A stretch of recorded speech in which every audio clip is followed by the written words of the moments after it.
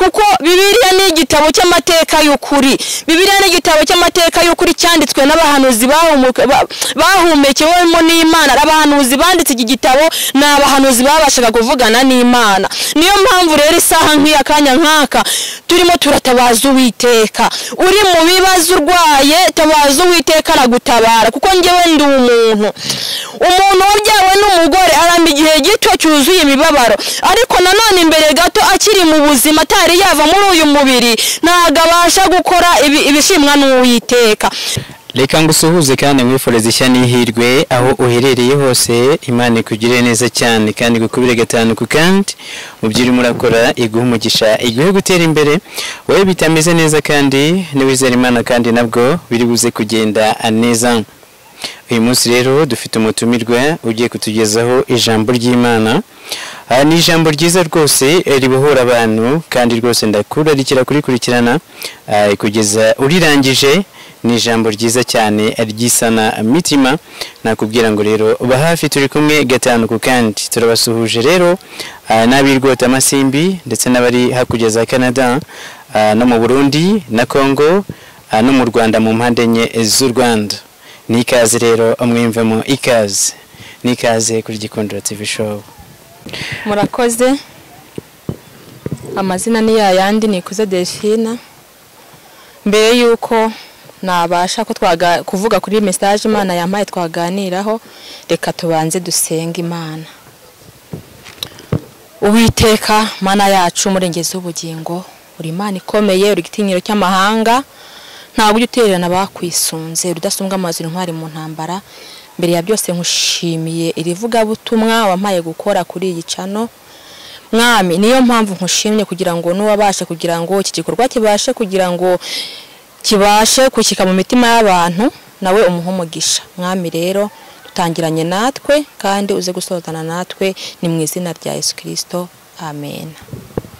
Imana yacu iduhana umugisha.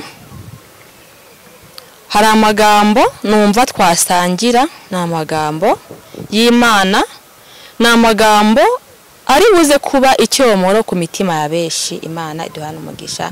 Ni amagambo aboneka muri Zaburi ibice 28 umurongo ni uwa mbere.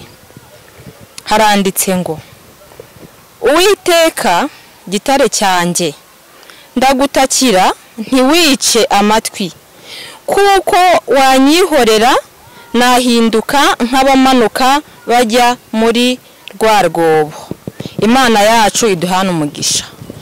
Iyi saha aka kanya turatakira Imana nk'abarokore. Turatakira Imana kuko iminsi turimo iragoye. Turatakira Uwiteka ngo adutege amatwi. Iminsi ikomeye iruhije abagenzi, turatakira Uwiteka n'ukuri ngo adutege amatwi, kuko aramutse twihoreye twahinduka nk'abamanuka bajya muri rwa rwobo. Imana yacu iduhana umugisha. Impamvu dutakira Imana mu isi ntago ari iwacu. Iryo jambo nkunda kurigarukaho cyane, kubera ko mu isi ntago ari iwacu. Niyo mpamvu dutakira Uwiteka kugira ngo abashe kutwibuka, atube hafi. Kuko ijambo riravuga ngo urufatiro rushenywe umukiranutsi yakora iki? Yatakira Uwiteka. Urufatiro rushenywe umukiranutsi yatakira Uwiteka kugira ngo yigaragure mu byaha benshi barimo barigaraguramo. Imana yacu duhana umugisha.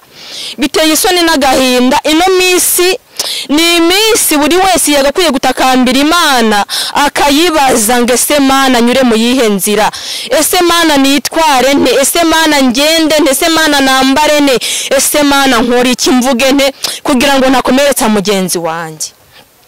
Ariko igiteye agahinda, abantu benshi ntago bari kuyoboza Imana inzira. Ariko nk'uko ijambo ritubwiye ngo dutakire Uwiteka, mureke dutakire Uwiteka, aho kugira ngo twigaragure mu busambanyi, aho kugira ngo twigaragure mu by'isoni nkeya, aho kugira ngo dushire umwete mu kwambara ubusa, aho kugira ngo dushire umwete mu gusenya ingo z'abagenzi bacu, reka tutakire Uwiteka. Iyi saha ni segonda n'uyu munota nkuzanira ijambo nawe n'Imana, kuko Bibiliya Bibiliya ni igitabo cy'amateka y'ukuri. Bibiliya ni igitabo cy'amateka y'ukuri cyanditswe n'abahanuzi bahumekewemo n'Imana. Abahanuzi banditse iki gitabo ni abahanuzi babashaga kuvugana n'Imana. Niyo mpamvu rero isaha nk'iya kanya nkaka turimo turatabaza Uwiteka. Uri mu bibazo urwaye, tabaza Uwiteka aragutabara, kuko njyewe ndi umuntu wabyawe n'umugore aramba igihe gito cyuzuye imibabaro, ariko nanone imbere gato akiri mu buzima atari yava muri uyu mubiri ntago abasha gukora ibishimwa n'Uwiteka. Ariko kugira ngo akore ibishimwa n'Uwiteka nuko yamutabaza, kuko Yeremiya Imana yigeze amubwira ngo ntabaza ndagutabara, mwereke ibikomeye biruje utabasha kumenya. Imana yacu iduhana umugisha.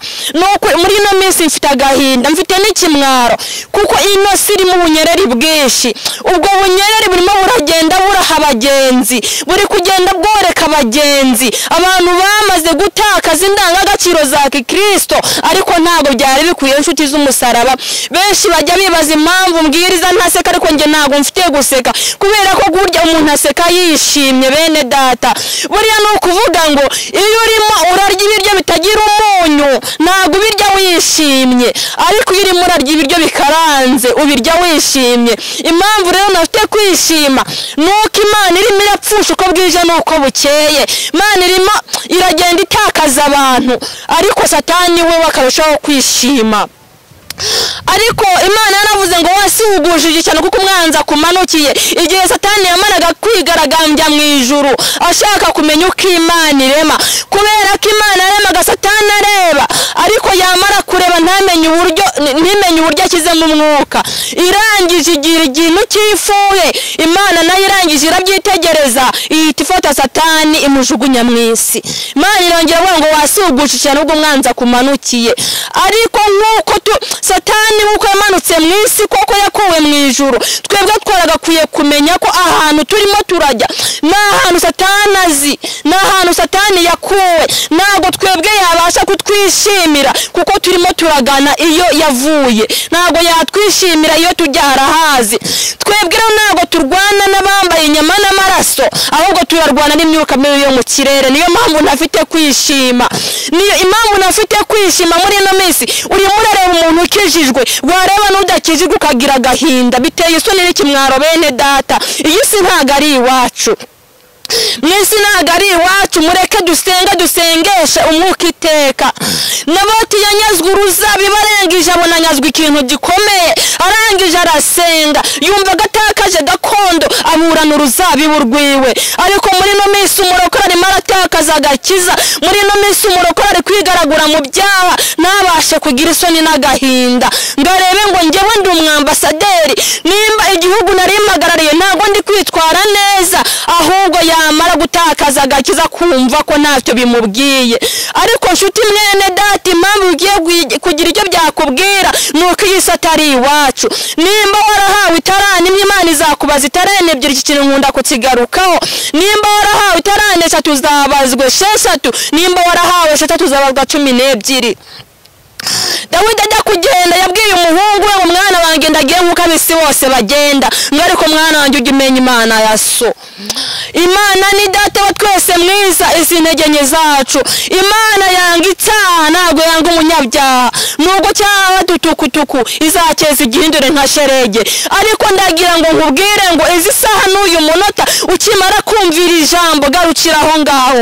Nimba uri murasenya urugo garukira aho ngaho, nimba uri murajugunya abana babyaye garukira aho ngaho. Ako kazi wicayemwo, ako kazi wicaye Imana yakaguhaye kuko ufite umugore n'abana ngo bashakire ibyo kurya. Ako kazi wicaye Imana yarakaguhaye ngo ushakire umugore n'abana imyambaro yo kwambara.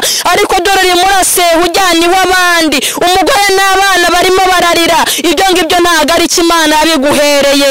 Imana yaguhaye ako kazi ngo ukore ibishimwa nayo.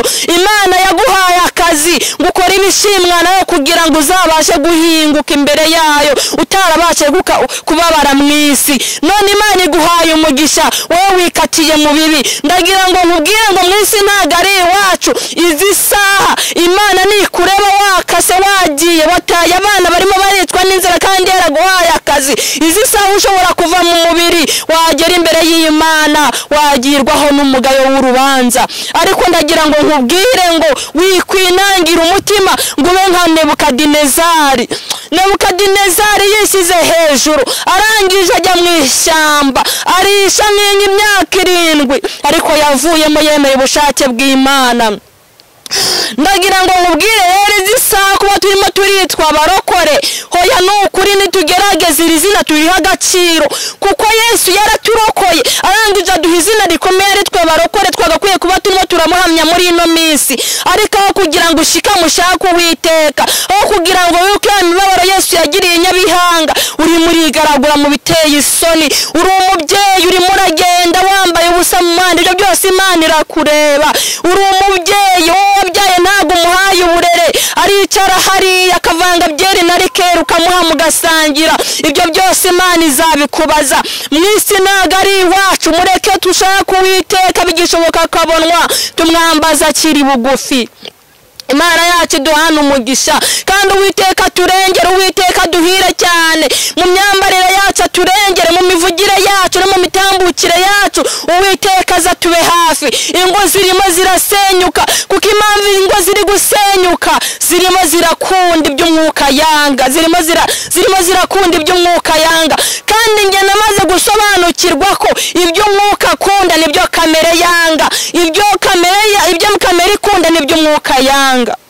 Ariko umuririmbyi aravuga ngo nubona utagifite urukundo ngo jya umenya ko uwo mwuka wabangamiwe n'umubiri wawe, ngo shaka umwuka utigarura.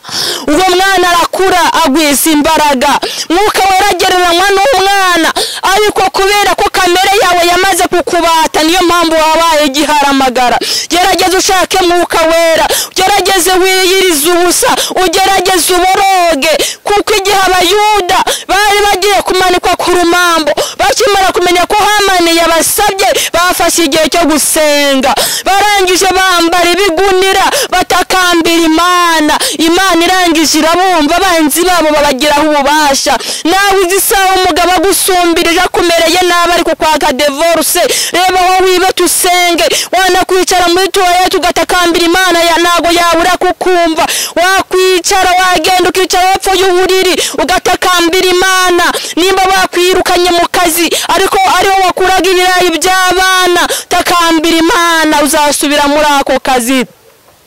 Ariko nanone nimba utaragize kwitwara neza, gerageza urebe aho wagize imyitwarire mibi, ubwira Imana ngo mbabarire ibicumuro byanjye, nagiye kure yawe none ndatahutse ngirira ibambe. Nshuti z'umusaraba bene data, mureke dushaka Imana, twibuke ya mibabaro Yesu yanyuzemo, twibuke rya kamba ry'amahwa yambitswe, twibuke wa musaraba yikoreye, twibuke rya cumu ryo mu rubavu, twibuke wa musumari. Urya musumari nitwe tuba twarawutewe, irya cumu nitwe tuba twararicumiswe mu rubavu, ariko Yesu arangije arariterwa, havamo amazi avanze n'amaraso, arangije arataka imasi na gitani, byose birarangiye. Umwenda wari urahera urangije uratabuka, kugira ngo buri wese abone agakiza. Agiye kugenda aravuga ngo simbasize nk'imfubyi, simbasize nk'imfubyi, mbasigiye amahoro atari nk'ay'ab'isi, mbasigiye amahoro mu mitima yanyu. Dore mbasigiye mwuka wera, niwe uzabafasha mu biruhanya. Uzafata igihe usenga usumbijwe n'ikibazo, uzumva imirindi y'Uwiteka Imana nimirakotsa igitutu kiri mu mutima, uzumva amahumbezi adasanzwe, uzumva communication y'igihugu cy'ijuru, uzagira urukumbuzi rwo mu ijuru nurangiza usenga Uwiteka agutsindishirize mwene data. Ariko nimugarukira aho ngaho, muve mu byo murimo, muve mu biteye isoni nkeya, muve mu biboshye Satani arimo araboshya. Kandi Imana ijya kure mu muntu ntago yigeze imugisha inama, ariko dore arimo arashyira ngo muzajyane muri ya nyanja igurumana n'umuriro n'amazuku. Ubwo Satani azaba arimo arahorwa ibyo yakoze, ubwo Satani azaba arimo arahorwa abo yoheje bacyura iminja, ubwo Satani azaba arimo arazwozwa byinshi yabashije kugira mu ruhare ko n'umurimo wamuzanye. Imana yacu duhana umugisha kandi Uwiteka turengere, mureke dusengeshe umwuka iteka mu mivugire yacu, tusenge. Reka kureba mwene se ngo umubere ikigeragezo, reka kuba uri muri korari ngo ubere bene se izakakubaza Imana kugushyize amaraka umugisha none ugahinduye ku muvumo dore wigize Tobiya mu murimo ariko nukuri ndagira ngo mbatangarize iri tangazo ngo hari 7,000 bitarapfukamira Bayali ntabwo nzaseka Imana irimo irapfusha mfite isoni n'agahinda mfite n'ikimwaro uko abantu b'Imana barimo baragenda bashira urusorongo ariko nimugarukira aho ngaho mugarukira Uwiteka nawe ateze amaboko Uwiteka ateze amaboko kugira ngo abakirane imbabazi n'urukundo rwe Yesu yaretse 99 ajya gushaka imwe yazimiye kugira ngo nayo ibone ubugingo Imana yacu duhana umugisha kandi Uwiteka turengere ite ku iherezo ryawe wite ku iherezo ryawe ku manywa igitondo n'amanywa ijoro n'umunsi reka dusenga Imana yacu dusoza iri jambo ariko iri jambo rikwere icyomoro cy'umutima Mana yacu murengeze ubugingo uri umwami mwiza Yesu Kristo uri umushumba waragiye intama ukaziragira neza kugeza ubwo wazigize ku rugero rukwiriye ndakwinginze kugira ngo wongere ugaruke wongere usubire mu ntama zawe kubera ko iminsi irije abagenzi ababyeyi bari kurira abasore bari kurira abakecuru bari gutakira umurimo wawe ngwino uduhe imbaraga ngwino udushinge amabuye tubashe gutambuka ngwino twiteho tugirire neza mirindi ya Satani nifatwe mpiri ubutware bw'umwijima reka umucyo wawe uganze mu mitima ya benshi wese cyubahiro n'iteka byose mu izina rya Yesu amen.